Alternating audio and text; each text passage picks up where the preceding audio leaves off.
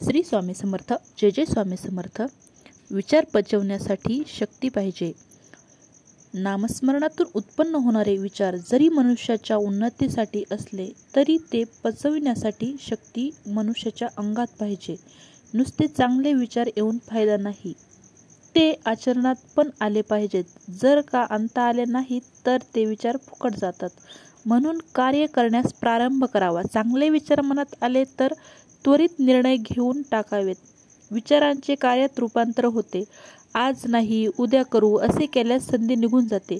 मनुष्याच्या हातात फक्त वर्तमान आहे. उद्या काय होईल ते कोणीही सांगू शकत नाही. एकदा हातातील संधी गमावली तर ती संधी लवकर प्राप्त होत नाही. मनुष्य त्यावर फुकट विचार करीत बसतो. मनुष्याच्या जीवनात जे घडून गेले ते विसरून जावे. नित्य नवीन कर्मासाठी तयार राहावे. स्वतःच्या अंतर्ज्ञानाविरुद्ध कार्य करू नये. मनात पावित्र्य ठेवावे. हे सर्व लक्षात ठेवून कार्य केले तर ते बाधत नाही व मनुष्याला उन्नतीच्या पथावर ठेवते. श्री स्वामी समर्थ. जय जय स्वामी समर्थ. अवधूत चिंतन श्री गुरुदेव दत्त. प्लीज चॅनलवर नवीन असेल तर चॅनल सबस्क्राईब करायला विसरू नका. धन्यवाद. श्री स्वामी समर्थ.